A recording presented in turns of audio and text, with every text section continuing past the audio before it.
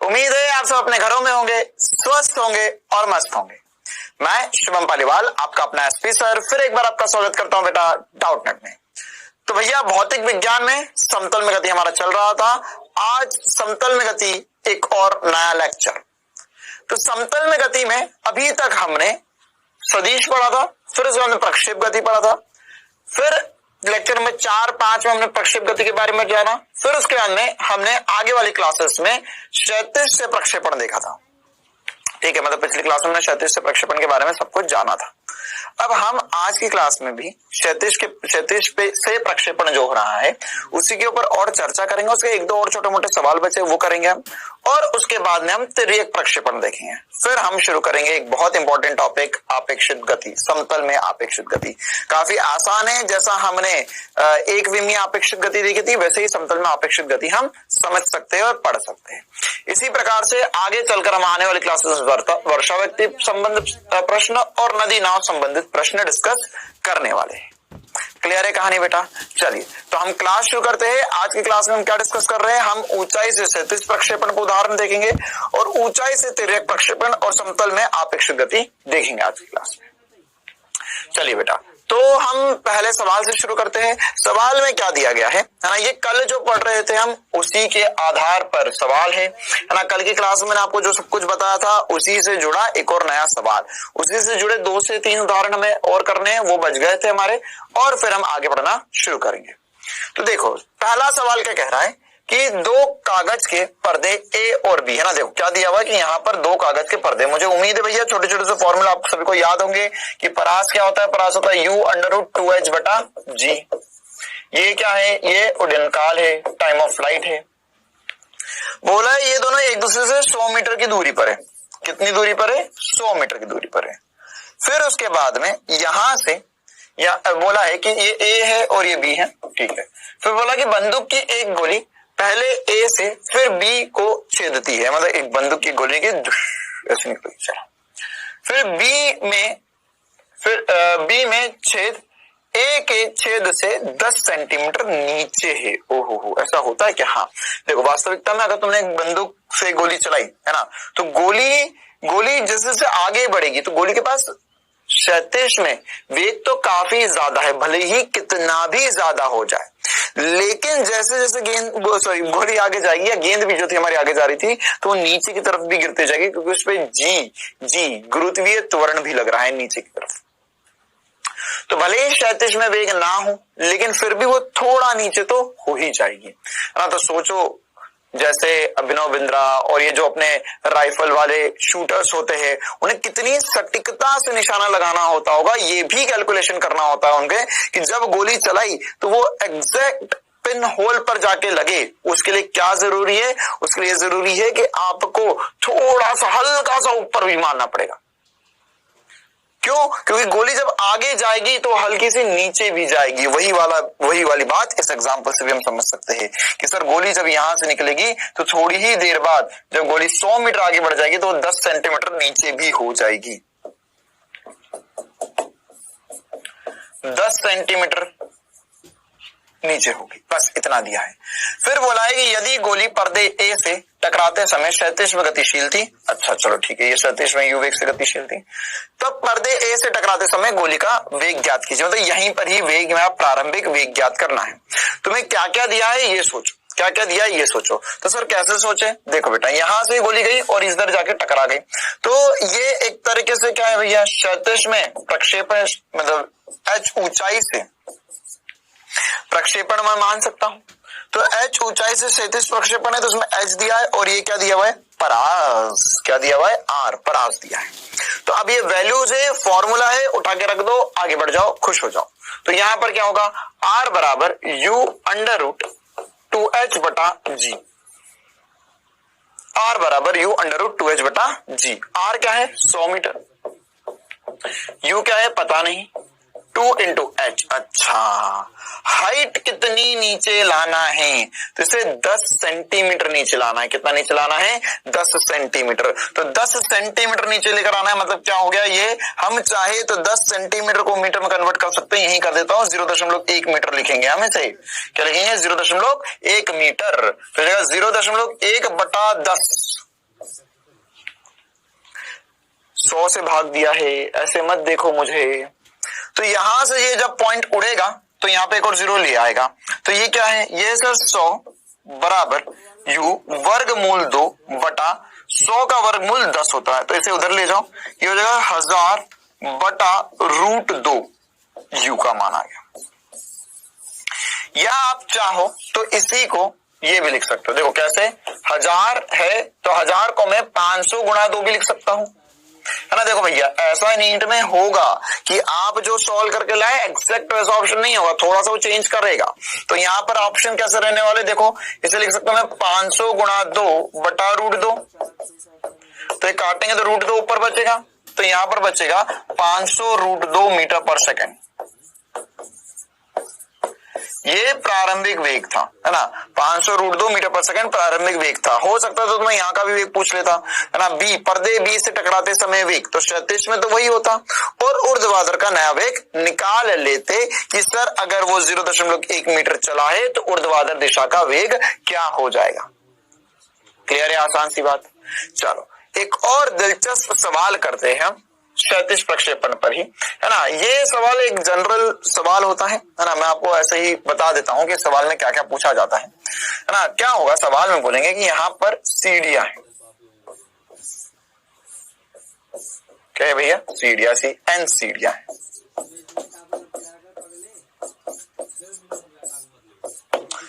n सीढ़ियों से, है ना, n सीढ़ियां है। अब ये पहली सीढ़ी से एक गेंद जो है वो लुढ़कती हुई आ रही थी, है ना, लुढ़कती हुई आ रही थी। तो ये गेंद कहीं ना कहीं जैसे आएगी नीचे गिरेगी तो कहीं ना कहीं किसी ना किसी सीढ़ी पर जाकर, ये जब गेंद आगे बढ़ेगी कहीं ना कहीं किसी ना किसी सीढ़ी पर जाकर गिर जाएगी। तो हमें ऐसा सवाल में बोला जाएगा कि यदि हर सीढ़ी की ऊंचाई, हर सीढ़ी की ऊंचाई h और चौड़ाई b है। मतलब क्या हुआ इसका मतलब ये हुआ कि हर एक सीढ़ी h ऊंची है और b चौड़ी है। तो आपको बताना है कि गेंद किसी nth सीढ़ी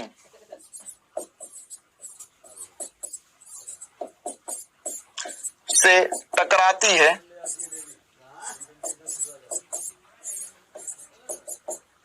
तब n का मान क्या होगा, या n किसके बराबर होगा। ठीक है, ये हमें निकालना है कि n का मान क्या होगा सर जी। तो n का मान कैसे निकाल सकते हैं, देखो भैया पहले तो ऐसा सोचना पड़ेगा कि भैया n सीढ़ियां थी, तो आखिरी सीढ़ी पहली सीढ़ी से गिरा तो 5वीं सीढ़ी, 10वीं सीढ़ी, 15वीं सीढ़ी पे जाके गिर सकती है। और ऐसा बोला जाएगा कि ये u वेग से लुढ़क रही थी, है ना। किससे कितने वेग से लुढ़क रही थी, u वेग से लुढ़क रही थी। तो ये लुढ़कते लुढ़कते आगे बढ़ी, और लुढ़कते लुढ़कते अगर ये आगे बढ़ी तो हमें ये पता करना होगा कि कौन सी सीढ़ी पर जाके टकराई। तो कैसे पता कर सकते हैं, तो देखो बेटा मान के चलो मैंने बोला कि nth सीढ़ी से जाके टकराई। तो अब ये इसको मैं और सिंप्लीफाइड, देखो एक लाइन का सवाल है, सिंप्लीफाइड तरीके से बना रहा हूं। कैसे बना रहा हूं, यहां से गेंद चली u वेग से और ये यहां पर जाके टकरा गई। तो यार ये तो हमें करते आता है ना, ये तो हमें करते आता है। गेंद गई और जाके टकरा गई, ये इसके बराबर ही है। तो अगर हर एक सीढ़ी की ऊंचाई h है, तो अगर ये nth सीढ़ी पर 10, 15, 20, 15, 50, 60 कौन सी सीढ़ी होगी मुझे नहीं पता, 60 सीढ़ियां तो नहीं होगी, है ना। तो 10वीं सीढ़ी पे, चल 10वीं सीढ़ी पे मान लेते हैं। तो 10वीं सीढ़ी पे जाके टकरा रही है, तो 10वीं सीढ़ी की ऊंचाई कितनी होगी, तो ये हम लिख देते हैं NH। कितनी लिख देते हैं, NH। तो इसके लिए क्या लिखेंगे हम, nth सीढ़ी की ऊंचाई जो हो जाएगी, क्यों, क्योंकि हर एक सीढ़ी की जो ऊंचाई है बेटा वो h है, तो nth सीढ़ी की ऊंचाई NH हो जाएगी। कितनी हो जाएगी, NH हो जाएगी। इसी प्रकार से यहां पर अगर मैं चौड़ाई की बात करूं, चौड़ाई की, तो ये कितनी हो जाएगी, ये होगी सर NB।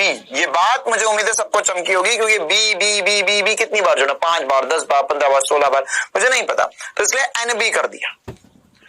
कहानी खत्म हो चुकी है ना। ये आपकी ऊंचाई आ चुकी है, ये आपका h आ चुका है, और जो NHCD की जो चौड़ाई होगी,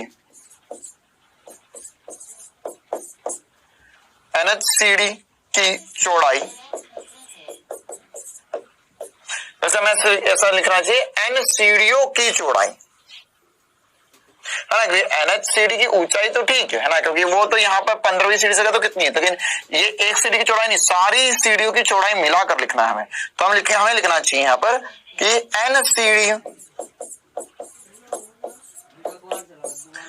NCDO की चौड़ाई कितनी होगी।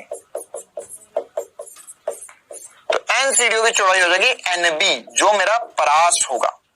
क्या होगा? परास होगा। तो ये परास आ गया, अधिकतम ऊंचाई आ गया, इनको फॉर्मूले में रख दो, वैल्यू आ जाएगी, आंसर आ जाएगा। आगे बढ़ जाओ, खुश हो जाओ। तो क्या करेंगे भैया? सर हमें फॉर्मूला पता है, R बराबर U अंडर रूट 2H बटा G।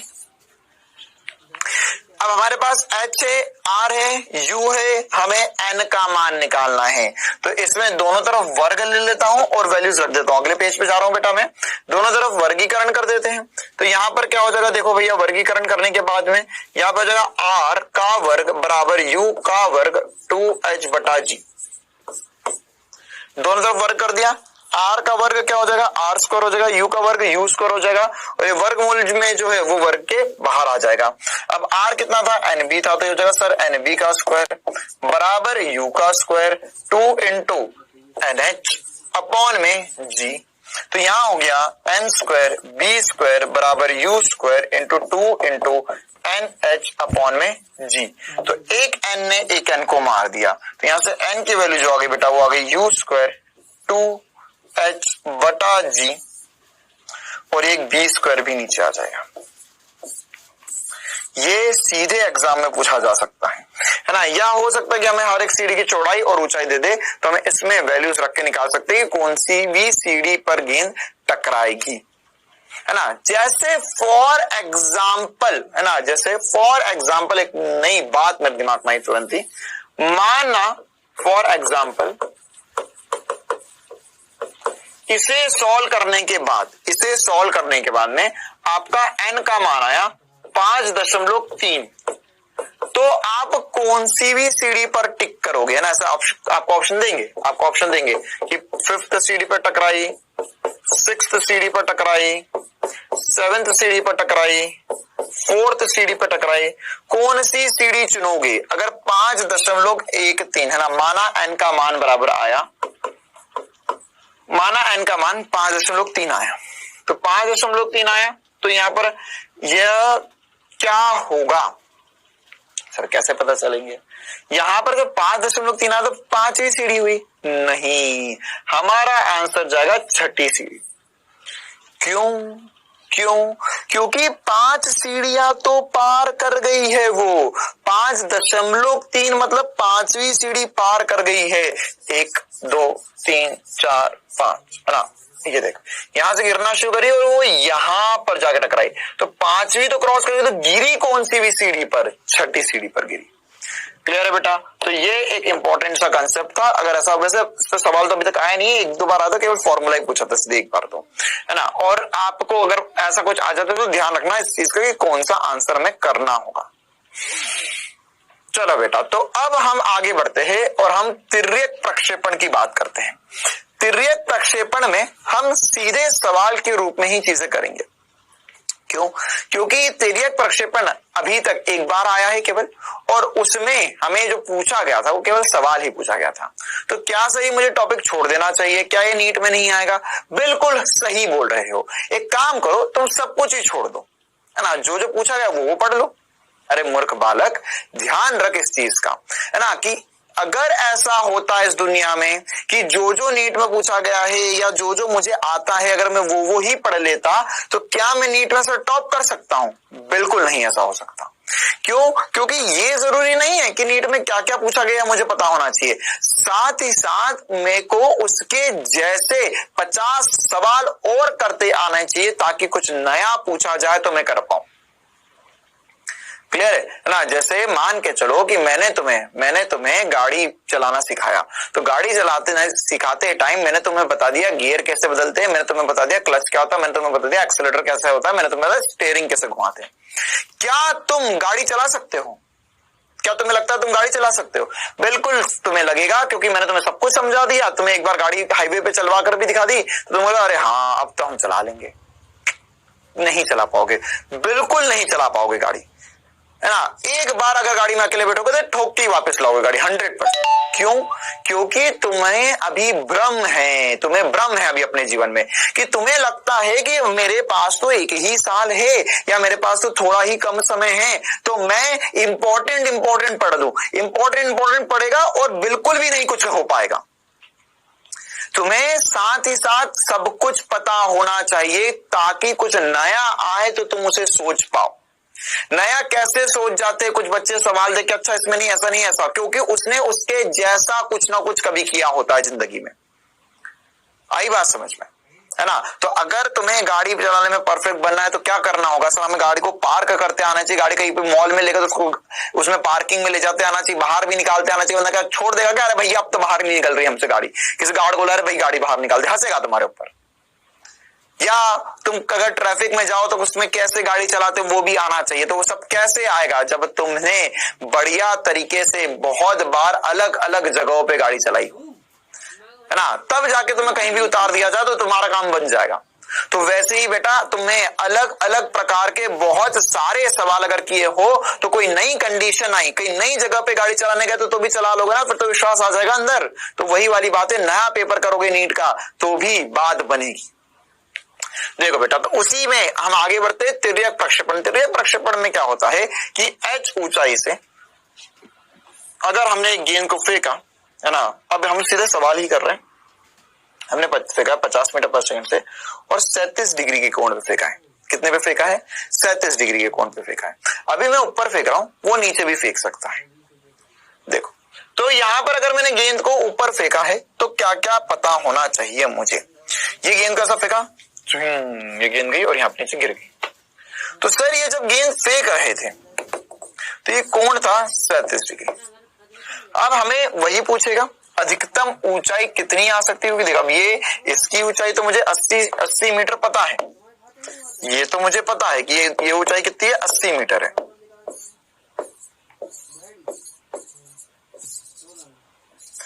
ये ऊंचाई तो 80 मीटर पता है, लेकिन साथ ही साथ ये जब गेंद आगे जाकर कहीं ना कहीं गिरेगी, आगे जाकर कहीं ना कहीं गिरेगी तो कितना चलेगी और 80 मीटर से भी और कितना ऊपर जाएगी। तो क्या करेंगे? बिल्कुल बेसिक पे चिपक जाओ, जो पढ़ाया बस वो ध्यान रखो। बेसिक पे क्या चिपकना है? देखो,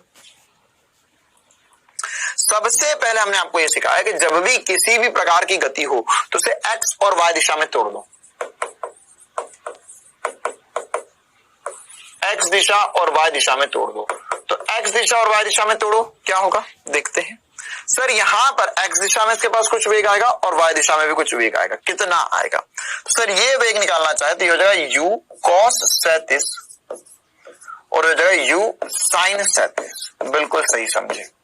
तो यहां पर अगर मैं वेग का मान लिखूंगा तो x दिशा का प्रारंभिक वेग u, तो u प्रारंभिक वेग ux जो है वो मेरे को दिया हुआ है u cos 37, या मैं इसका मान लिख सकता हूं, बिल्कुल लिख सकता हूं, u का मान है मेरे पास 50, sin 37 होता है 4/5। कितना होता है? 4/5। तो 4/5 है तो 5 से 5 कट गया, या गया 40 मीटर पर सेकंड। मतलब x दिशा में तो 40 मीटर प्रति सेकंड से गेंद को फेंका है। इसी प्रकार से y दिशा में क्या होगा वो भी देखते हैं। सर y दिशा की अगर हम बात करें, y दिशा की बात करते हम ये uy लिखेंगे, uy लिखेंगे, uy हो जाएगा u sin 37। कितना हो जाएगा? u sin 37 तो हो जाएगा 50। y दिशा का वेग लिख रहा हूं, है ना, ऊपर। तो ये क्या हो जाएगा? फिर हो जाएगा साइन में 3/5, तो 5 से 5 कट गया। ये हो गया सर हमारे पास 30 मीटर प्रति सेकंड।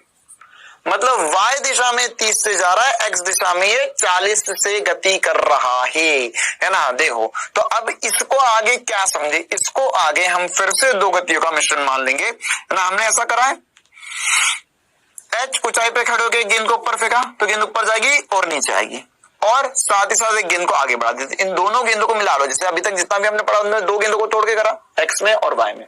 तो x में क्या हो रहा है, सर ये सीधे सीधे सीधे चलेगी 40 मीटर पर सेकंड से। y में क्या हो रहा है, सर ये ऊपर जाकर नीचे आएगी। ठीक है, तो अब तुम्हें क्या क्या निकालना है ये सोचो। सर हमें एच मैक्स निकालना है, हमें उड़न काल निकालना है, हमें रेंज निकालना है। तो कैसे कैसे निकलेगा, देखो भैया कैसे कैसे होगा रे।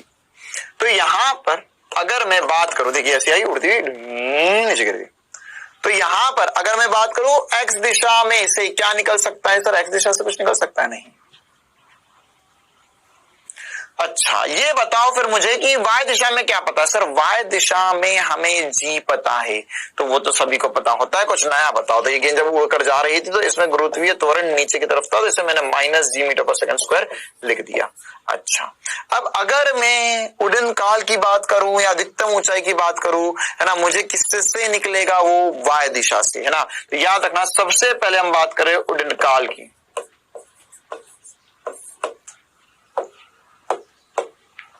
अब उड़न काल जो होगा वो मेरा निकलेगा y दिशा से। किससे निकलेगा, y दिशा से।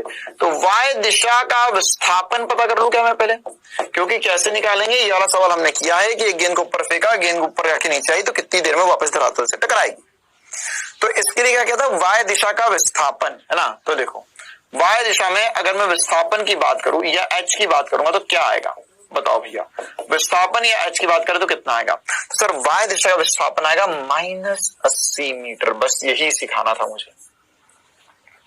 क्यों, क्योंकि गेंद ऊपर जाके नीचे आई। अगर ये तूने मूल बिंदु माना, ये मूल बिंदु माना, तो ये सारे पॉजिटिव तो ये वाले नेगेटिव बोलने पड़ेंगे, है ना। गेंद नीचे भी जा रही है, अभी तक जितनी बातें करी हमने, वो गेंद यहां से फेंकी तो इधर की तरफ गई, ऊपर से गई तो सॉरी धरातल से फेंकी तो ऊपर जाके वापस यहाँ पर आ गई, है ना। अब गेंद को ऊपर भी जाएगी नीचे भी जाएगी, तो अब हमारे लिए दिशा बहुत इंपॉर्टेंट है। तो यहां से ये वाली जो नीचे की दिशा थी उसे हमने -80 मीटर मान लिया बेटा। अच्छा सर अब क्या करेंगे हम, तो अगर ये -80 मीटर हो चुका है तो हमें क्या करना होगा, देखो मगर ध्यान से। हम लगाएंगे अब गति का दूसरा समीकरण। हमें पता है सर वो होता है h बराबर uy_t प्लस ay_t²। तो ये कितना होगा, ये होगा -80 बराबर y दिशा का वेग, y दिशा का प्रारंभिक वेग जो है वो है 30। ये लिखूंगा मैं प्लस में क्योंकि गेंद ऊपर जा रही है, plus half into -10 into t²। -10 क्यों, क्योंकि गुरुत्वीय त्वरण नीचे की तरफ है, तो कट जाएगा और यहां से आ जाएगा 5। तो ये जो समीकरण बना इसको नेक्स्ट पेज पे ले जाके सॉल्व करना शुरू कर रहे हैं, है ना। देखो भैया क्या सॉल्व करेंगे इसमें, ये हो जाएगा सर -80 बराबर 30t -5t²। तो अब क्या होगा, अब इस t² वालों को सारे पदों को एक तरफ ले लो और इसमें से 5 कॉमन आ जाएगा। देखो एक बार करते हैं हम ये, 5t²। देखो यार तुम क्वाड्रेटिक इक्वेशन देख के डर क्यों जाते हो यार, पता नहीं क्या बना दिया। अरे तो करना पड़ेगा ना हल तभी तो बात बनेगी। तो यहाँ पर कितना आ जाएगा, इस तरफ जाएगा तो -30t -8t बराबर 0 हो गया। क्या किया, इसको भी उधर ले गया, इसको भी उधर ले गया, t कॉमन ले 5 कॉमन ले लो तो t² -60 -16 बराबर 0। मेरे को 16 का पहाड़ा आता है, तुझे नहीं आता तो एक बार 5 को इससे डिवाइड कर ले, 80 को 5 से 16 ही आएगा। जो 5 है वो तो 0 हो नहीं सकता। अरे देख जब भी दो चीजें मल्टीप्लाई में बराबर 0 तो 1000 बार बता दिया मैंने, या तो ये 0 होगा या तो ये 0 होगा। तो 5 तो 0 के बराबर होगा नहीं, क्योंकि 5 5 है और 0 0 है, तो दोनों एक दूसरे के बराबर नहीं हो सकते। मतलब कि इसी पद को हमें 0 के बराबर करना पड़ेगा और हमारा आंसर आ जाएगा टाइम के लिए। तो देखो बेटा अब क्या करेंगे आगे, यहां से हम t² -16 बराबर 0 लिखा हुआ है, तो यहां से इसे लिखेंगे t² -8t प्लस 2t -16 बराबर 0। देखो बात बनी क्या, इन दोनों को मैं जोड़ूंगा तो -60 हो जाएगा, मल्टीप्लाई करूंगा तो -16 हो जाएगा, बिल्कुल सही बात। तो इसको सॉल्व कर लेते हैं, यहां से t कॉमन आ जाएगा तो ये हो जाएगा t-8 प्लस 2 t-8 बराबर होगा 0 के। तो बेटा इसे मैं लिख सकता हूं t प्लस 2 इंटू t-8 बराबर 0, या मैं लिख सकता हूं कि ये बराबर होगा या ये, दोनों में से कुछ एक 0 होना चाहिए, या दोनों ही 0 जो तो कोई फर्क नहीं पड़ता। तो t का मान -2 सेकंड आ जाए या t का मान 8 सेकंड आ जाए। अब -2 सेकंड तो संभव नहीं है, तो समय जो लगेगा समय जो लगेगा वो 8 सेकंड लगेगा। ये गेंद जो है वो यहां से यहां तक 8 सेकंड बाद गिरेगी, ठीक है। अच्छा सर, ये 8 सेकंड तो समझ में आया। अब 8 सेकंड में हमें ये भी निकालना होगा कि अधिकतम ऊंचाई कितनी है और परास कितना है, ठीक है। इस सवाल को करते समय हमारे दिल के तार ऐसे बज सकते हैं और हमें कह सकते हैं बार बार कि सर ऐसा कर लो क्या, मैं ये यहां से यहां तक एक प्रक्षेप फिर आगे का सॉल्व कर लो। ऐसा मत कर लेना कभी, है ना। ऐसा कर सकते हो लेकिन उससे कठिनाइयां बढ़ जाएगी तुम्हारी। तुमने सोचा कि यार ये आधा, ये यहां से यहां तक का एक प्रक्षेप मान लूं, ये तो मुझे सॉल्व करते आता है और फिर मैं आगे सॉल्व कर लूं। ऐसे करोगे तो सही बात तो बनेगी लेकिन कठिनाइयां बढ़ जाएगी, है ना, बहुत कठिन हो जाएगा वो और फालतू की समस्याएं बढ़ेगी जीवन में। तो इससे बेहतर क्या है, इससे बेहतर है जैसा हम बता रहे हैं वैसा कर लो, ठीक है। तो ये क्या हो जाएगा, सर आप बताते वही तो करते हैं हम, चलो देखो। तो ये टाइम निकल गया, तो इसे हम टाइम ऑफ फ्लाइट भी कह सकते हैं, ये TF हो जाएगा। अब हमें निकालना होगा अधिकतम ऊंचाई और परास। तो देखो परास निकालना सबसे आसान है और परास ही हमसे पूछा गया था। देखो मैं कठिन इसलिए बोला था बेटा क्योंकि अगर तुमने तिकड़म लगाया, तुमने सोचा कि अरे यार एक काम करता है यहाँ से Hmax निकाल लेते हैं, जैसे तुमने सोचा चलो ठीक है, तुमने सोचा कि यहाँ से ये ऊंचाई और कितनी जाएगा तो इसे मैंने Hmax बोल देता हूँ या H बोल देता हूँ, तो ये हो जाएगा U स्क्वायर या UY का स्क्वायर अपॉन में 2G। UY है मेरे पास, UY कितना है, UY है 30, तो 30 का वर्ग बटा 2/10 कर दूंगा मैं, तो यहाँ पर आ जाएगा 30 गुणा 30 बटा 2 गुणा 10, तो यहाँ से ये कट जाएगा और ये हो जाएगा 15, तो हो गया 45 मीटर। ओ भैया मेरे पास तो Hmax भी आ गया। लेकिन ये जो H आया ये कहां से आया है, ये क्या आया है, ये क्या आया है ना, ये क्या आया है सर, ये जो आया है ये आया है कि ये यहां से और कितना ऊपर जाएगा। हमने अभी जो 45 मीटर ऊंचाई निकाली, 45 मीटर ऊंचाई निकाली, वो कहां से आई है, वो ये वाली ऊंचाई है। तो अगर तुमसे कंप्लीट या पूरी ऊंचाई या धरातल से ऊंचाई पूछी जाए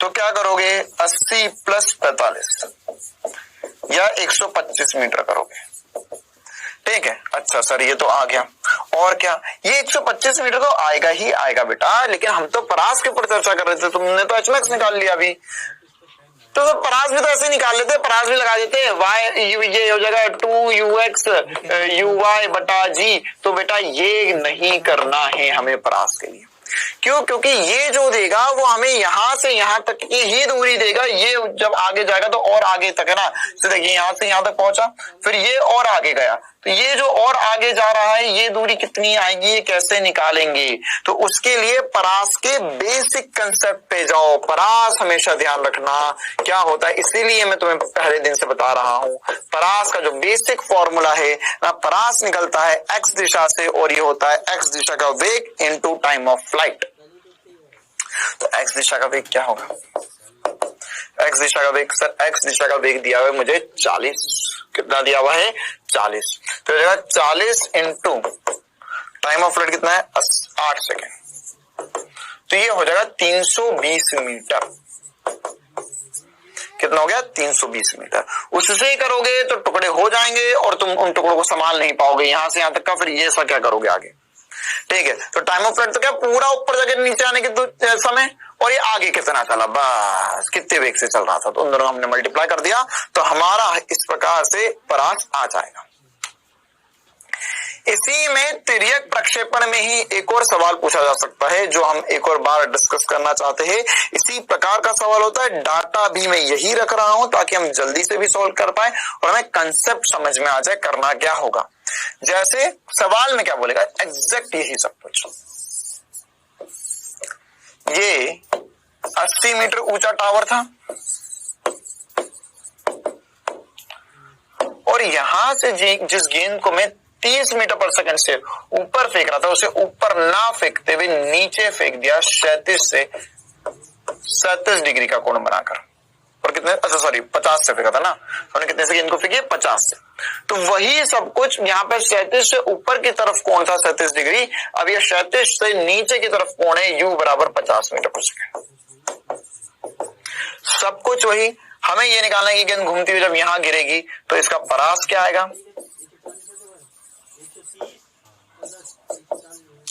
परास और ओडियन काल निकाल के बताओ। एग्जैक्ट वही सवाल। अब इसमें एचमैक्स थोड़ी ना पूछूंगा। अब कुछ बच्चे तो वाकई में सोच रहे होंगे, अरे यार इसमें एचमैक्स क्यों नहीं पूछ रहा है इंसान। अरे बालक, ये एचमैक्स ये नीचे होगा ना, तो इसमें ऊपर तो गया ही नहीं, ये खुद ही एचमैक्स है। पूछ ले 80 मीटर आंसर है, ले बता दिया मैंने। वाह भाई वाह, सवाल दिखते ही आंसर, चुटकी बजाते ही आंसर। 80 मीटर दिखते मुझे यार, ऊपर से नीचे फेंक रहे हो ना, तो उससे ऊपर कहां जाएगी गेंद। चलो पहले तो ओडियन काल के बारे में सोचो। तो सर फिर से क्या करते हैं, एक्स और वाई, बिल्कुल एक्स दिशा वाई दिशा लिख देते हैं। एक्स दिशा, वाई की दिशा, दिशा रे दिशा, किसकी दिशा, एक्स और वाई की दिशा। देखो तो यहां पर क्या होगा, यहां पर एक्स दिशा में वेग, तो ये हो जाएगा सर यूएक्स, कितना आएगा बताओ जरा, ये आएगा सर, ये आएगा, तो ये आएगा 50 cos 30, 50 cos 37,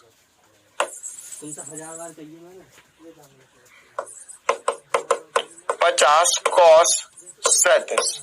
तो cos 37 कितना होता है, cos 37 होता है सर 4/5, वही आएगा, अपन को तो पता था, बिल्कुल सी बात। अरे वही आएगा ना भैया, कोण तो 37 से वही है, तो घटक तो वही टूटेंगे। बस चक्कर ये हो जाएगा कि जो y घटक पहले ऊपर था वो अब नीचे आ जाएगा, क्योंकि y घटक आएगा अब इस दिशा में, y घटक आएगा अब इस दिशा में। अब इस दिशा में y घटक कितना होगा देखो भैया, तो uy जो हो जाएगा वो हो जाएगा सर 50 sin 37। लिख दो क्या सीधे वैल्यू, चलो कर देते यार तुम्हारे लिए। ये कितना आएगा, ये होगा 3/5, तो जाएगा -30 ना, माइनस है गरी,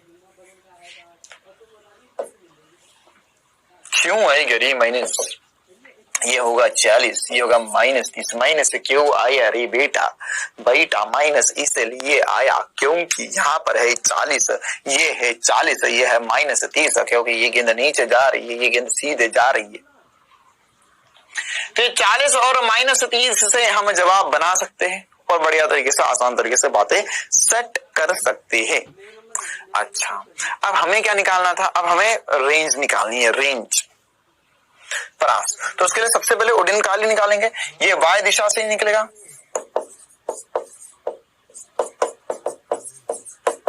अभी देखो तुम्हें आ गए जिंदगी के मजे।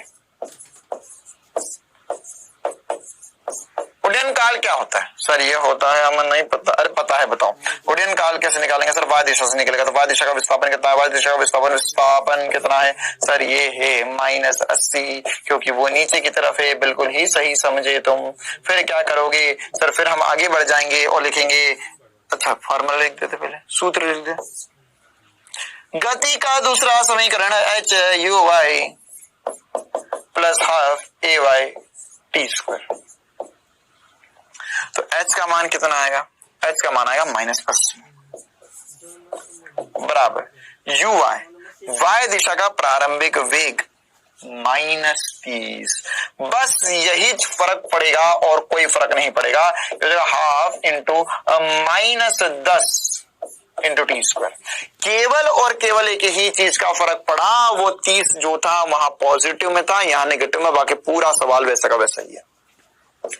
अभी देखो आंसर भी वैसे के वैसे ही आएंगे और तुम हैरान हो जाओगे। ये हो जाएगा -80 बराबर -30 थी, माइनस 5t²। सबको एक तरफ ले आओ और हल कर लो। अगले पेज पे जा रहे हैं हम भैया, अगले पेज पे चलो चलो रे चलो। 5t² प्लस 30t माइनस 80 बराबर 0।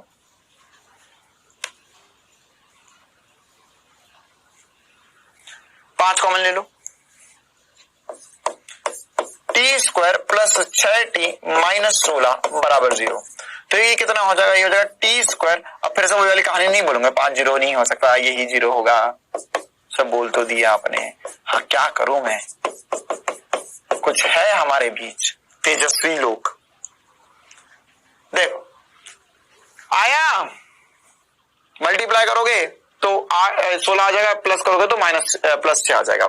इस पूरे में से t कॉमन ले लो। क्या कॉमन ले लो? t कॉमन ले लो। तो t कॉमन ले हुए तो यहाँ पर जाएगा t प्लस 8 और यहाँ से -2 कॉमन आ जाएगा और आ जाएगा t प्लस 8 बराबर 0। तो यहाँ से आएगा t है ना, t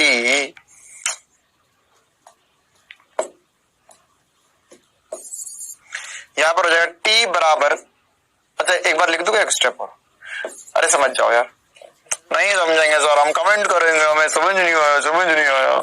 t माइनस 2 और t प्लस 8 बराबर 0 होगा। तो t बराबर 2 सेकंड हो जाएगा और t बराबर -8 सेकंड हो जाएगा। ठीक है, चल बहुत बढ़िया बहुत बढ़िया, बहुत मजा आया। तो ये आंसर क्या करोगे? ये तो होगा नहीं, ऑब्वियस सी बात है। t बराबर 2 सेकंड होगा, मतलब कि ये 2 सेकंड में गेंद यहां से यहां तक पहुंच जाएगी। ऐसा क्या? पीछे जाना एक बार जरा, यहाँ पे तो वही आया था। अरे यहाँ पर 8 सेकंड और -2 सेकंड आया था, तो -2 सेकंड नहीं हो सकता, 8 सेकंड हो सकता था, है ना। मतलब मालूम है तुम्हें क्या हुआ? मैंने कोई नया सवाल नहीं करवाया तुम्हें, मैंने तुम्हें मूर्ख बना दिया और तुम मजा देते इधर से करे जाओ हाय आंसर आएगा। अबे यहाँ से ये जो गेंद है, यहाँ से ये जो गेंद है ना, देखो क्या हुआ था। ये गेंद उड़ती भी गई थी, ये गेंद उड़ती भी गई थी, इधर इधर गई, इधर से आ गई ना, तो ये उड़ती हुई यहाँ पर आई और नीचे से। तो मैंने क्या किया, मैंने यहाँ पर इतना हिस्सा काट दिया और तुम्हें बोला कि देख मैंने गेंद को यहां से उड़ाया। क्योंकि जब ये गेंद, मुझे पता है कि जब गेंद धरातल से निकलती है 37 डिग्री कोण पे, तो जब धरातल पे पहुंचेगी तो फिर से 37 से 37 डिग्री का कोण ही बनाएगी। 53 पे फेंका 53 पे टकराएगी, 37 पे फेंका 37 पे टकराएगी। तो 37 पे फेंका तो 37 पे ही टकराएगी। तो मैंने क्या किया, मैंने जो तुम्हें इधर वाला हिस्सा बचा हुआ था उसको एक अलग सवाल के रूप में बता दिया। मतलब तुम्हें क्या क्या पता चल गया मालूम है? तुम्हें ये पता चल गया कि सर ये गेंद जो है वो यहाँ से 2 सेकंड लेती है और ये वाला जो समय है वो 6 सेकंड होगा, क्योंकि कुल समय तुम्हारा 8 आया था। वो -2 को मैंने +2 बना दिया, 8 को प्लस को माइनस बनवा दिया, केवल एक छोटा सा चेंज करके गेंद को ऊपर ना फेंकते हुए नीचे फेंक दिया। तो ये 2 सेकंड में जो से फिर से टकरा जाएगी। तुम चाहो तो अब परास भी निकाल सकते हो। ux कितना है सर? x दिशा का प्रारंभिक वेग है 40 इंटू समय है 2, मतलब 80 मीटर। क्लियर है? तो यहां पर क्या होगा, यहां पर हम पीछे जाकर समझे तो ये वाली जो दूरी है ना वो 80 मीटर है और पूरी जो दूरी थी वो 320 मीटर थी और ये वाली जो दूरी बचेगी वो चाहो तो तुम यहां से धरातल प्रक्षेपण जब करते हैं तो उसका सूत्र लगा लो, धरातल से धरातल प्रक्षेपण का सूत्र लगा लो और आंसर पता कर लो। वह आंसर तुम्हारा 110% 240 मीटर आएगा। क्यों? क्योंकि दूर 320 आया, उधर का हमने हिस्सा जो निकालो 80 आया, तो बच्चा कितना? 240 मीटर। 110% 240 मीटर आएगा। क्लियर है बेटा? तो ये हमें तिर्यक प्रक्षेपण को लेकर सारी इंपॉर्टेंट सी बातें पता होनी ही चाहिए। चलो, तो ये सब कुछ हमने पता कर लिया, 80 मीटर आंसर आया। अब इसमें अधिकतम ऊंचाई तो पूछने वाला वो नहीं है।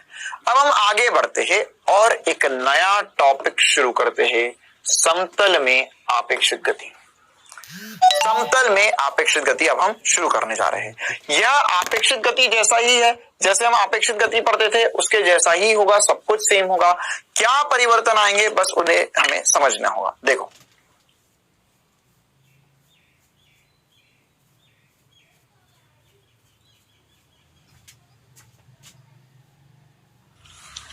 समतल में आपेक्षित गति और एक विमीय आपेक्षित गति में क्या फर्क है? कोई फर्क नहीं है। हम समतल में तो अब बस हमें दिशा भी देखनी होगी। अभी जब हम केवल x दिशा में अपेक्षित गति की बात करते थे, अब हमें x और y दोनों में अपेक्षित गति की बातें करना होगी।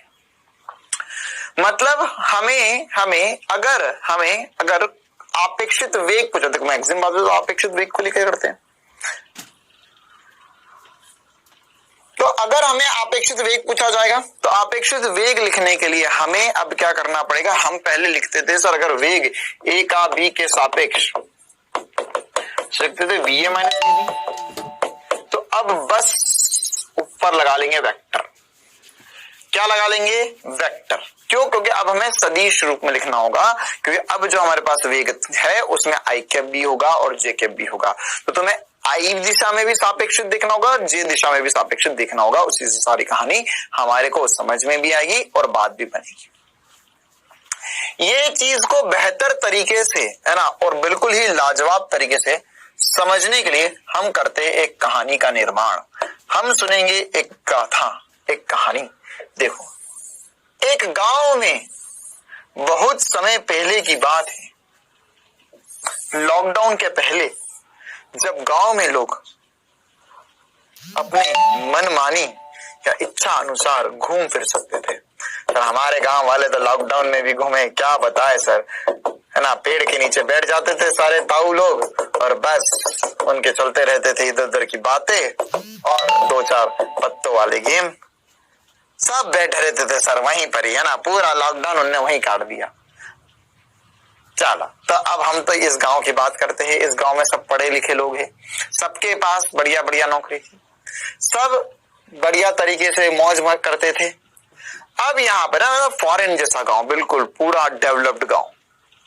अब इस गांव में क्या, एक तालाब था छोटा सा। उस तालाब के यहाँ से 2 रोड, ऐसे और रोड भी होंगे आगे, हमें मतलब नहीं है ना। ऐसा तो नहीं कि तुम्हें कहानी सुना रहे या पिक्चर दिखा रहे, है ना। तो जैसे मान के चलो अगर तुम एक मूवी देख रहे हो, पिक्चर देख रहे हो, तो उसमें हीरो हीरोइन के बारे में सब कुछ क्यों बताते हैं? अबे 2.5 घंटे में 2 घंटे में पिक्चर भी तो खत्म करवानी है। अब तुम्हें उनके भाई बहन, चाचा बुआ, दादा दादी, पापा मम्मी, फिर लड़की का भाई लड़की की बहन, सबके बारे में दिखाएंगे तो कैसे काम चलेगा ना। हाँ, ऐसा होता जरूर है साउथ इंडियन पिक्चरों में, है ना, वो भैया पूरी कहानी सुनाते हैं, उनका मुकाबला नहीं कर सकते हो आप। देखो, तो अब यहाँ पर मान के चलो क्या क्या मानना है हमें मानना है कि ये एक व्यक्ति है और ये दूसरा व्यक्ति है। ये है मुन्नी और ये है चिंटू। अब मुन्नी जो है वो गांव में ऐसी चल रही थी, तालाब के किनारे से गुजर रही थी, शाम का समय था। मुन्नी जा रही थी 4 मीटर पर सेकंड से और चिंटू इधर जा रहा था 3 मीटर पर सेकंड से।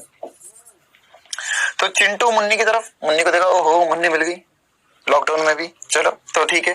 वो उधर जा रही है मुन्नी, चिंटू इधर जा रहा है। अभी 3 मीटर पर सेकंड से चल रही है, 4 मीटर पर सेकंड से मुन्नी चली, 3 मीटर पर सेकंड से चिंटू चल रहा है। और इधर है भैया एक नाव। इस नाव में चुन्नू और मुन्नू बैठे दोनों, है ना।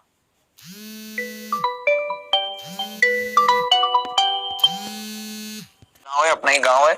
तो यहां पर अब ये दोनों नाव में तैर रहे थे, लेकिन अब ये किसी कोण पर तैर रहे हैं इस तरफ 5 मीटर पर सेकंड से। कितने से चल रहे हैं? 5 मीटर पर सेकंड से चल रहे हैं। और ये दोनों 37 से कोण 53 डिग्री का बना रहे।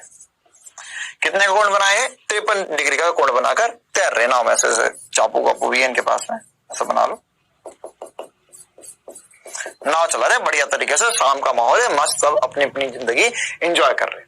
अब यहां पर एक रामलाल भी बैठा था पेड़ के किनारे, है ना। इस कहानी को और कॉम्प्लिकेटेड बना सकता हूं मैं, लेकिन बस अभी तो हम इतना ही कर सकते हैं, है ना। जैसे ऐसे पक्षी भी उड़ा दूंगा एक, तो अभी आगे उड़ा देंगे, चलो।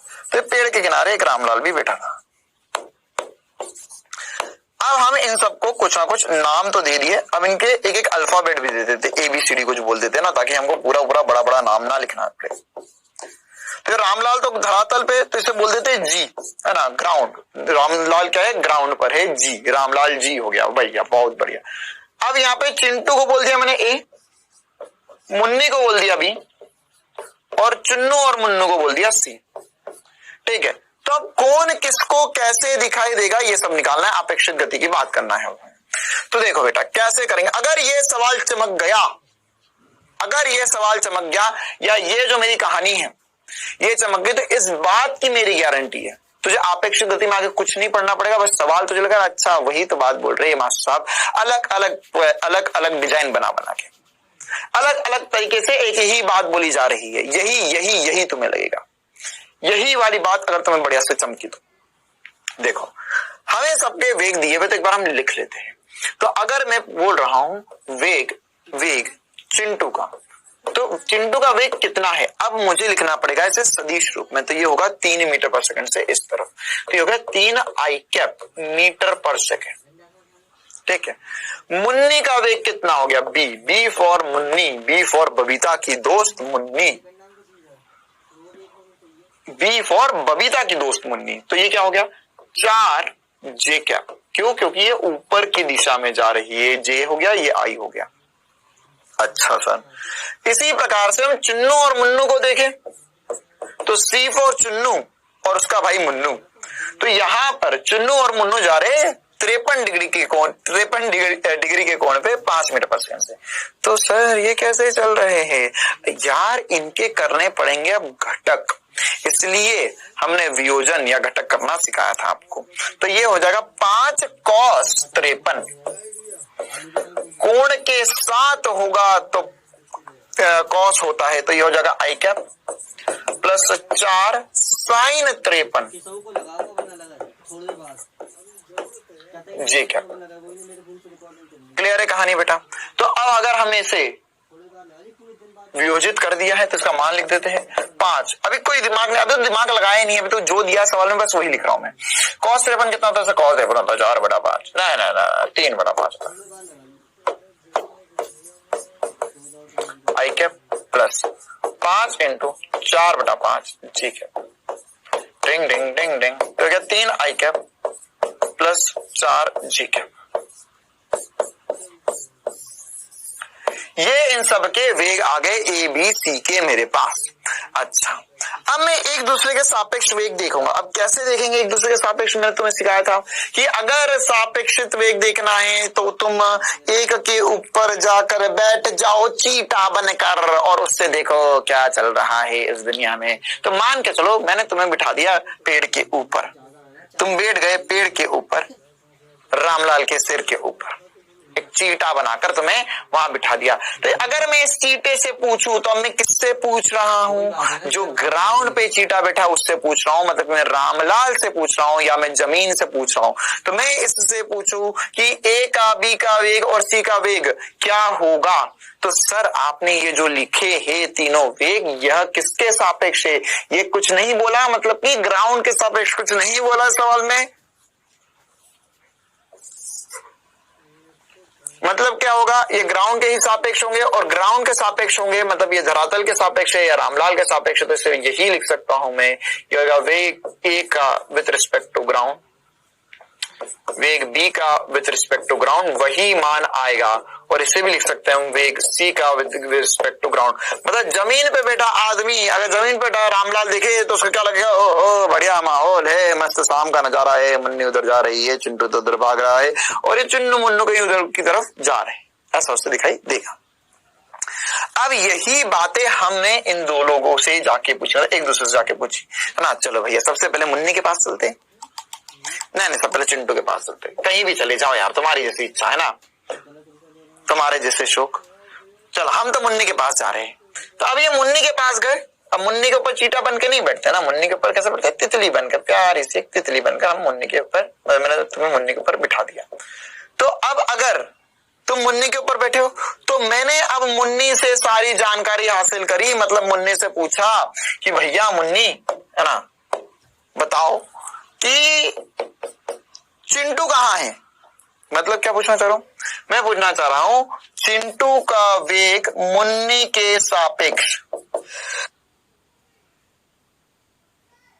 सॉरी चिंटू का वेग मुन्नी के सापेक्ष, चिंटू का वेग मुन्नी के सापेक्ष क्या होगा। तो इसे हम लिख सकते हैं, ये हो जाएगा VA माइनस VB। क्या हो जाएगा VA माइनस VB। ये क्या है वेलोसिटी, ये क्या लिख लो चाहो तो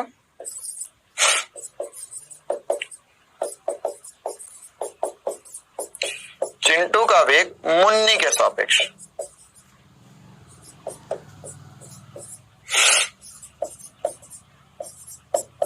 यहां हम लिखेंगे वी ए का मान कितना बेटा 3 आई कैप है, वी बी का मान कितना है जे कैप।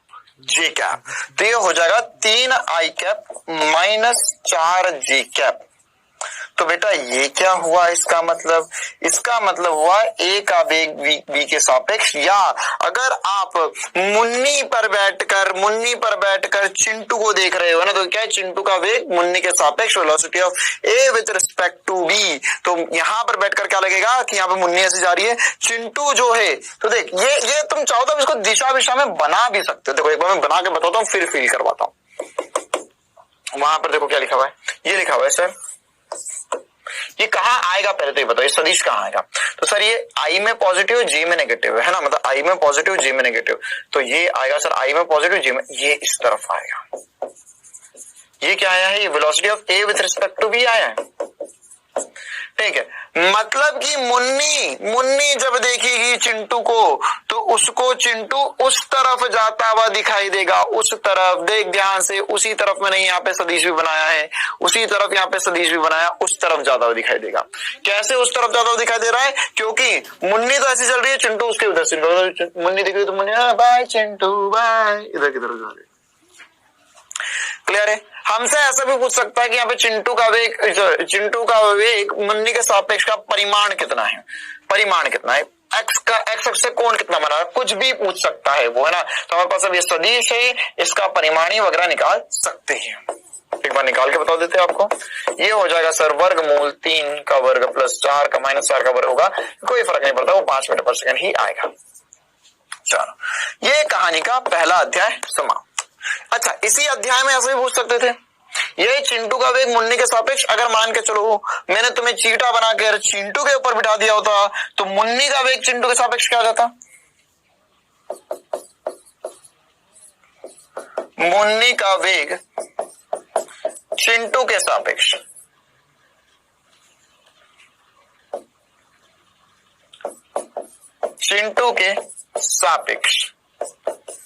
तो मुन्नी का वेग चिंटू के सापेक्ष कितना आएगा।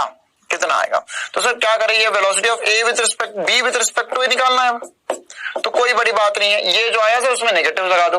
अरे A with respect to B जो होता है नेगेटिव होता है, B with respect to A सिखाया था मैंने आपको बेटा। तो यहां पर हो जाएगा माइनस 3 आई कैप, मतलब आई कैप माइनस जे कैप के आगे माइनस लगा लिया एक, तो हम लिख सकते हैं minus 3 i cap plus 4 J cap.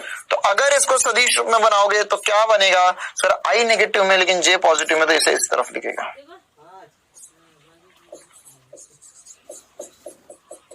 है ना। मतलब अगर मैं चिंटू से पूछूं मुन्नी कहाँ जा रही है, तो चिंटू तो ऐसा दौड़ते जा रहा है, वो बोले वो मुन्नी जा रही है, वो मुन्नी मुझसे उस तरफ दूर जा रही है। ठीक है, वास्तविकता में मुन्नी सीधे इधर जा रही है, चिंटू सीधा इधर जा रहा है, चिंटू सीधा उधर जा रहा है, मुन्नी सीधा उधर जा रही है। लेकिन जब मुन्नी चिंटू को देखेगी तो लगा अच्छा ये तो उस तरफ जा, चिंटू बोला मुन्नी तो उस तरफ जा रही है, मुन्नी इधर जा रही है, चिंटू को देखेगी बोले बाय चिंटू बाय, चिंटू उधर तो मुन्नी उधर जाती हुई लगेगी चिंटू को। क्लियर है ना। अब और समझते हैं बात की गंभीरता, और अब आएगा मजा। अब हम जा रहे हैं चुन्नू मुन्नू के पास, तो चुन्नू मुन्नू में मजा क्या आएगा देखते हैं। अब वापस से मान के चलो तुम तितली बन के मुन्नी के ऊपर बैठे हैं, तो अब हमें निकालना है velocity of C with respect to A, sorry with respect to B. मतलब क्या हो गया, चुन्नू मुन्नू का वेग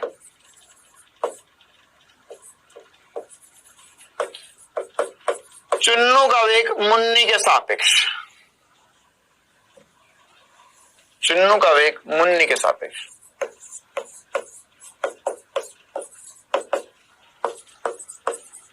क्या आएगा सोचो भैया, चुन्नू का वेग मुन्नी के सापेक्ष क्या आएगा। तो सर चुन्नू, ये मुन्नी के सापेक्ष चुन्नू का वेग देखेंगे तो velocity of Chunnu minus velocity of Munni कर दो, है ना, बबीता की दोस्त मुन्नी, और यहाँ पर सी का मान जो है वो 3 i cap plus 4 J cap है, और बी का वेग जो है वो बी का वेग कितना था, ऊपर की तरफ 4 था, तो 4 जे कैप। ओहो, ये तो सर 3 आई कैप आया। बिल्कुल सही बात, 3 आई कैप आया। क्यों आया इसका इन डेप्थ फील सबको आना चाहिए। देखो ये मुन्नी है, वो चुन्नू मुन्नू, चुन्नू मुन्नू ऐसे चल रहे हैं, मुन्नी ऐसा चल रही है। देखो क्या हो रहा है, मुन्नी ऐसी जा रही है, चुन्नू मुन्नू जो है वो इधर की तरफ जा रहे हैं। अब चुन्नू मुन्नू का इधर का जो वेग है वो भी 4 मीटर पर सेकेंड है, मुन्नी का इधर, मुन्नी एक ही वेग से चल रही है इस दिशा में, वो भी 4 मीटर पर सेकेंड है, और इनका एक वेग इस दिशा में भी है 3 मीटर पर सेकेंड। तो अगर मैं ध्यान से देखूं, समझूं, जानूं और पहचानूं तो मैं ये बता सकता हूं कि सर ये भी 4 है, ये भी 4 है। तो मुझे पता है कि अगर दो गाड़ियां या दो वस्तु एक ही दिशा में एक समान वेग से गति करे तो उनका अपेक्षित वेग 0 हो जाता है।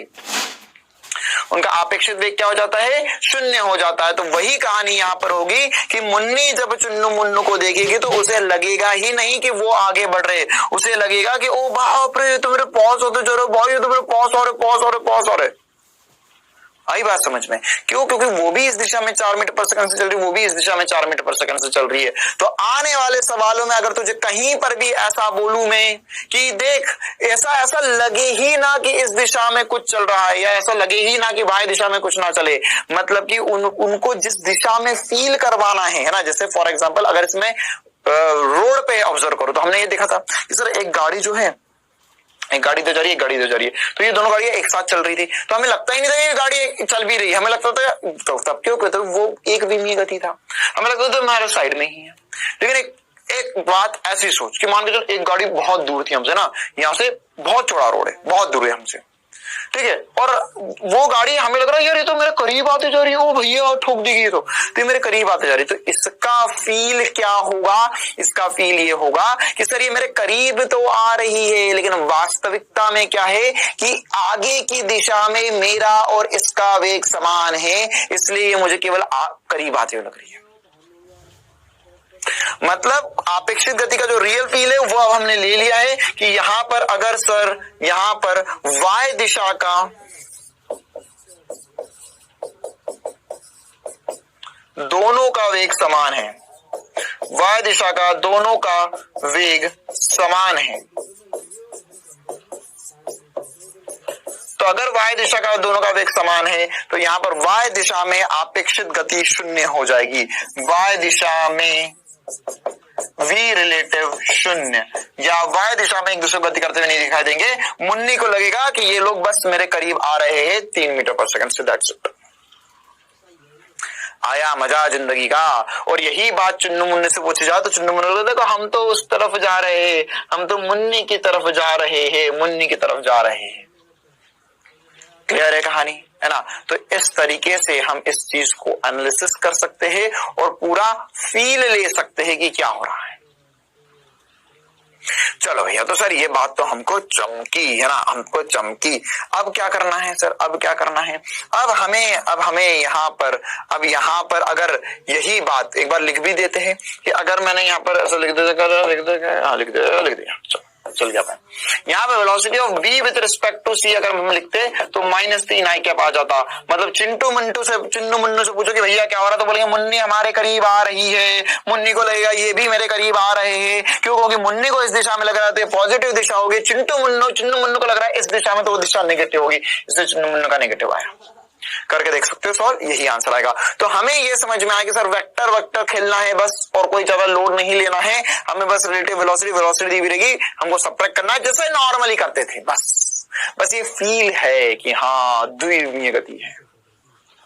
ऐसे एक लास्ट बात पूछ लेता हूं मैं आपसे, है ना, कि मान के चलो चिंटू ने देखा होता है, चिंटू पे चीटा बन के बिठाया मैंने तुम्हें और पूछा कि भैया चुन्नू मुन्नू कहाँ चल रहे हैं, तो तुम्हें अगर इस बात का फील आ गया हो तो हम इसे डायरेक्ट भी लिख सकते हैं कि सर जो चिंटू मुन्नू है इसका एक वेग इस दिशा में जो था वो हमारा 3 मीटर पर सेकंड था। एक्स में देख, एक्स का वेग देख, ये रहा 3 i कैप और ये है 4 j कैप। तो सर y दिशा में अगर ये 4 है, ये 4 है, तो इस दिशा में गति करते हुए नहीं दिखाई दे रहे थे, मुन्नी को लग रहा था ये मेरे करीब आ रहे हैं। वैसे ही अगर मैं चिंटू की बात करूं तो चिंटू को लगेगा कि भैया हम दोनों तो इस तरफ 3 मीटर पर सेकंड से चल रहे हैं, लेकिन चुन्नू मुन्नू तो मुझसे दूर जा रहे हैं। क्यों? क्योंकि इस दिशा का सापेक्षिक वेग एक समान है और इस दिशा में गति हो रही है, तो 4 मीटर पर सेकंड से दूर जाते हुए नजर आएंगे उसे। तुम्हें ऐसा नहीं आता तो हम एक बार लिख भी लेते हैं। हम लिख लेते हैं कि चिंटू का वेग, क्या लिखेंगे बोलो भैया? चुन्नू मुन्नू का वेग मतलब velocity of C with respect to A. और चिंटू ए था, हाँ ये क्या है? चुन्नू का वेग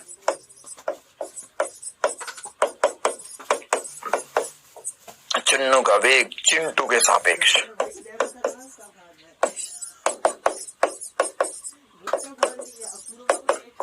तो क्या होगा सर ये? सर ये हो जाएगा velocity of C with respect to A या velocity of C minus velocity of ए।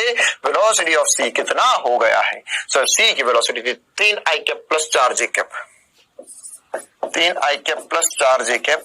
और ए की जो वेलोसिटी है, ए की कितनी है? ए की वेलोसिटी जो है सर ए ए ए ए ए चिंटू कितने से चल रहा है? 3 मीटर पर सेकंड से। तो देखो भैया हमने तो पहले ही बोला था, ये कैंसिल आउट हो गया। ये 4 जे कैप आया, 4 जे कैप मतलब चिंटू को लग रहा है चुन्नू मुन्नू उस दिशा में, पॉजिटिव दिशा में जा रहे और 4 मीटर पर सेकंड से जाते जा रहे मुझसे दूर जा रहे। और ऐसे ही चुन्नू मुन्नू से पूछा जाएगा तो उनको क्या लगेगा? हम तो नाव में धरते हुए जा रहे हैं, मुन्नी के करीब जा रहे हैं और चिंटू से दूर जाते जा रहे हैं। आई बात समझ में? तो ये आपेक्षिक गति का रियल टाइम फील मैंने तुम्हें दिलवाया। अगर ये चमका तो कुछ नहीं करना है, बस तुम्हें वेक्टर दिए जाते हो, उसके ऊपर आसान से सवाल। क्लियर है कहानी? चलो बेटा, तो ये बहुत बढ़िया, बहुत रोमांचक रूप से हमने कहानी समझी। अब इसके ऊपर और कुछ सवाल करते हैं। इस कहानी के बाद एक सवाल कर लेते हैं अपन। देखो अपन ने जो कहानी समझी उसी के ऊपर सारे सवाल आते हैं, हमेशा वैसे ही सारे सवाल होते हैं। क्विज में भी वैसे ही सवाल होंगे। तो हम ये एक सवाल कर लेते हैं ताकि हमें आइडिया और बेहतर लग जाए। बोला है कि एक पक्षी 40 किलोमीटर प्रति घंटे के वेग से दक्षिण की ओर उड़ता है। तो देखो दक्षिण मतलब क्या होगा? ओहो सर, दक्षिण कहाँ होता है? दक्षिण कहाँ होता है? तो सर ये होगा पूरब, ईस्ट, वेस्ट, नॉर्थ, साउथ, है ना। साउथ मतलब क्या होता है? दक्षिण। तो अगर एक व्यक्ति या एक पक्षी है, व्यक्ति तो नहीं उड़ सकता, पक्षी उड़ सकता है, तो ये क्या है भैया? ये दक्षिण की तरफ, साउथ की तरफ जा रहा है। तो ये बोला कि 40 से जा रहा है, तो वेलोसिटी ऑफ पक्षी का वेग, इसे हम वी लिख देते हैं, पक्षी का वेग। तो वो क्या हो जाएगा? वो हो जाएगा सर 40 माइनस जे कैप। क्यों माइनस जे कैप? क्योंकि वो नीचे की दिशा में जा रहा है। आगे बढ़ते सवाल। और बोला है कि एक ट्रेन 40 किलोमीटर प्रति घंटे की वेग से पूरब दिशा मतलब ईस्ट डायरेक्शन में जा रही है। ट्रेन इधर जा रही है भैया। तो यहां पर ट्रेन में बैठे प्रेक्षक के सापेक्ष पक्षी का वेग क्या होगा? 4 ऑप्शन ढूंढो। तो क्या निकालना है? पहले ये लिख लो। तुम्हें निकालना है वेग पक्षी का ट्रेन के सापेक्ष, ये निकालना है तुम्हें, है ना। क्या बोला है? ट्रेन में बैठे प्रेक्षक के सापेक्ष पक्षी का वेग। तो ट्रेन में बैठे प्रेक्षक के सापेक्ष पक्षी का वेग, तो velocity of bird with respect to train. तो यहां पर क्या हो जाएगा? देखो ये लिख सकते हैं वेलोसिटी ऑफ बर्ड मतलब पक्षी का वेग माइनस ट्रेन का वेग। तो सर पक्षी का वेग तो पता चल गया, बहुत बढ़िया। ट्रेन का वेग निकाल लो। तो सर ट्रेन का वेग vt हो जाएगा, ये 40 हो जाएगा और ये x डायरेक्शन में जा रहा है, तो ये i कैप हो गया। खत्म, बस खत्म। उठा के वैल्यू रखो। तो ये वेलोसिटी ऑफ बर्ड का पक्षी का वेग है माइनस जे कैप, माइनस 40 जे कैप, और माइनस ये फॉर्मूले का है और वो कितना है? 40 आई कैप। बस ये हमारा आंसर है। तो ये कितना आ गया सर? ये आ गया माइनस 40 जे कैप माइनस 40 आई कैप। तो इसका परिमाणी भी पूछा है और दिशा भी पूछी है ना। जैसे अभी तक हम कर रहे थे चुन्नू मुन्नू मुन्नी और चिंटू की कहानी में। तो यहां पर अब हम इनका परिमाण भी निकाल लेते और दिशा भी निकाल लेते। ये सदिश जो है वो कहाँ आएगा? सोचो सर, आई भी नेगेटिव है, जे भी नेगेटिव है, तो वो इधर कहीं आएगा। और इसमें आई और जे का परिमाण बराबर है ना। और परिमाण कितना है इस पूरे सदिश का वो निकाल सकते हैं। तो आसान है यार, किसने निकालेंगे? परिमाण यहां लिख देते हैं का परिमाण। तो सर परिमाण लिखेंगे वर्गमूल 40 का वर्ग, माइनस है मुझे पता है लेकिन वर्ग करूंगा तो कोई फर्क नहीं पड़ता। तो हो जाएगा 40√2। ऐसा मैंने 1000 बार करके बता दिया बेटा आपको कि अगर अंदर समान पद हो, उनका वर्ग हो, उस पर फिर वर्गमूल, उनको जोड़ा जाए फिर वर्गमूल हो, तो 40√2 हमारा आंसर आ जाता है। ये दिशा कौन सी है? ये दिशा कौन सी है सर? ये दिशा कौन सी है? तो बहुत ही मुश्किल हो गया। तो ये दिशा है सर, ये है वेस्ट और ये है साउथ, मतलब ये दक्षिण और पश्चिम के बीच में से कहीं जा रहा है भैया।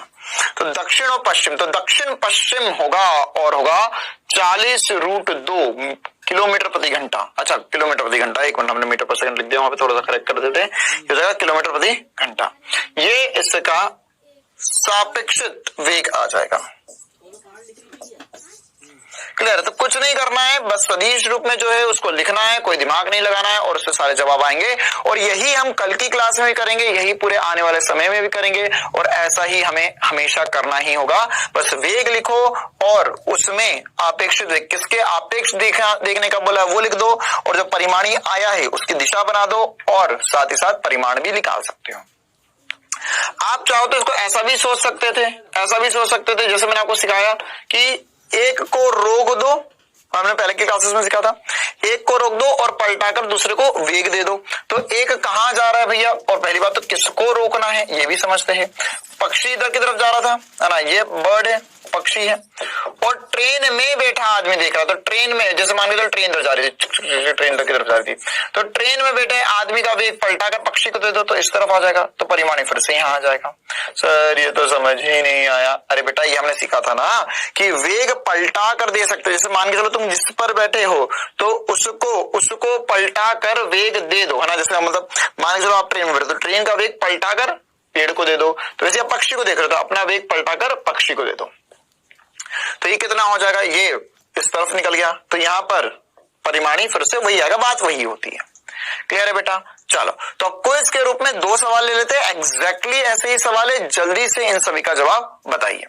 क्विज का पहला सवाल आपके सामने, 2 कार ए व बी समान गति 5 किलोमीटर प्रति मिनट से समान बिंदु से गति प्रारंभ करती है। ए उत्तर की ओर तथा बी पूरब की ओर गति करती है, तो ए के सापेक्ष बी का वेग क्या होगा?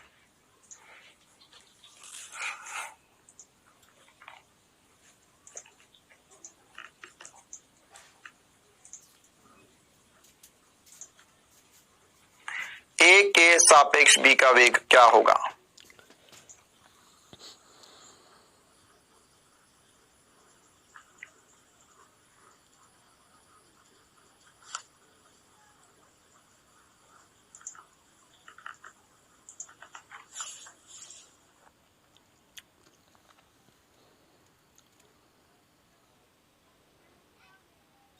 ए का वेग लिखो, बी का वेग लिखो, है ना, तुम्हें दिशा दी गई है उसके हिसाब से लिखो और सॉल्व कर लो। चलो भैया आंसर बता देते हैं इसका, टाइम अप हो चुका है ना। कैसे करेंगे इसका सॉल्यूशन, हमें दिखना है सर वेलोसिटी ऑफ ए का वेग। तो यहाँ पर ए और बी समान बिंदु से गति प्रारंभ करते हैं। ए उत्तर की ओर जा रही है, उत्तर की ओर जा रही है, मतलब नॉर्थ की ओर जा रही है, तो इसका वेग कितना है? इसका हो जाएगा सर 5 किलोमीटर प्रति मिनट ऊपर की तरफ, मतलब जी कैप हो गया। इसी प्रकार से बी का वेग क्या हो जाएगा? बी का वेग तो सर बी पूरब की ओर जा रही है, मतलब ईस्ट की तरफ जा रही है, बी इस तरफ जा रही है, ईस्ट की तरफ जा रही है। तो कितने से जा रही है? 5 से जा रही है और ईस्ट मतलब आई कैप में जा रही है। अरे आया समझ में? ये बी का वेग हो गया। अब पूछा क्या है? ए के सापेक्ष बी का वेग, मतलब बी का वेग ए के सापेक्ष। बात बड़ी, अरे ए का वेग बी के सापेक्ष बोलू या बी के सापेक्ष ए का वेग बोलू, बात तो एक ही है ना। तो जब वेलोसिटी ऑफ बी का वेग माइनस ए का वेग, तो क्या हो जाएगा बेटा? बी का वेग है सर 5 आई कैप माइनस ए का वेग यह 5 जी कैप। लो भैया कहाँ आएगा परिमाणी दिशा? देखो आई कैप तो पॉजिटिव में सर, जे कैप नेगेटिव में चले गया है ना। तो यहाँ पर क्या हो जाएगा? यहाँ पर सर परिमाणी कुछ इस तरफ आ जाएगा। आई जो होगा वह पॉजिटिव में, जे नेगेटिव में है, और परिमाणी कितना आ जाएगा ये देख लेते हैं। ये हो जाएगा वर्गमूल 5 का वर्ग प्लस 5 का वर्ग, है ना, वो नेगेटिव है मुझे पता है, कोई फर्क नहीं पड़ता। ये हो जाएगा 5√2 किलोमीटर प्रति मिनट मेरा आंसर है। और दिशा क्या है? यह है सर दक्षिण और यह है पूरब, है ना। तो दक्षिण और पूरब की ओर दिखाई देगा, मतलब दक्षिण पूरब दिशा में दिखाई देगा। क्लियर है?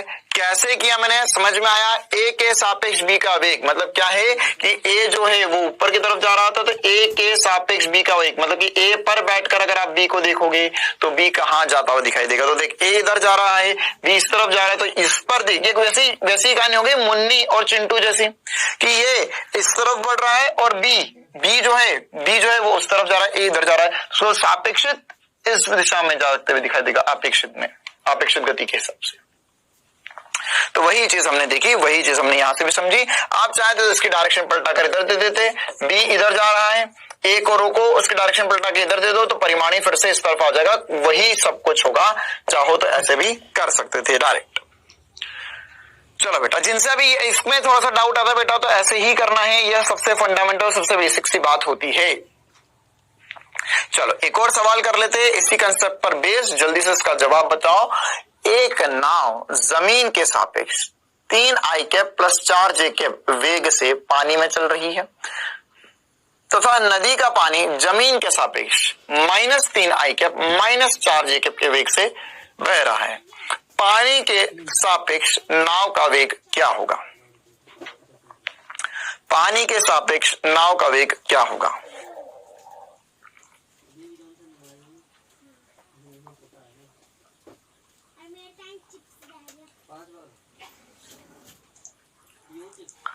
पानी के सापेक्ष नाव का वेग, पहले पानी का वेग लिखा हुआ है, नाव का वेग लिखा हुआ है, ये दोनों जमीन के सापेक्ष है, तो पानी के सापेक्ष वेलोसिटी लिखनी है, मतलब पानी के सापेक्ष नाव का वेग लिखना है, तो वेलोसिटी लिखो नाव की, वेग लिखो नाव का माइनस पानी का वेग, और हमारा आंसर आ जाएगा।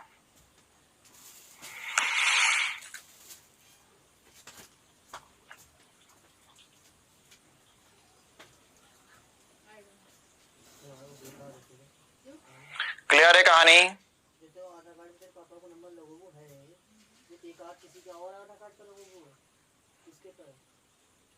चलो भैया, टाइम अप। कैसे करेंगे? एकदम आसान सा सवाल है, जल्दी से इसका सॉल्यूशन देख लेते हैं हम।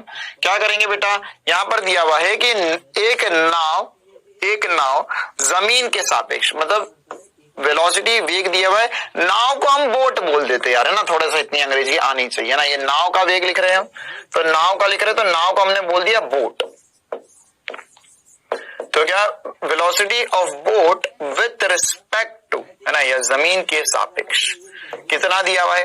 ये दिया हुआ है 3 i cap plus 4 j cap. इसी प्रकार से वेलोसिटी वेग लिखना है, अब हमको सदिश रूप में लिख रहे हैं। अब लिखना है नदी का पानी जमीन के सापेक्ष, मतलब कि पानी का वेग है ये ना, पानी का वेग या नदी का वेग मान सकते हो, नदी लिख देते हैं हम, नदी का वेग रिवर।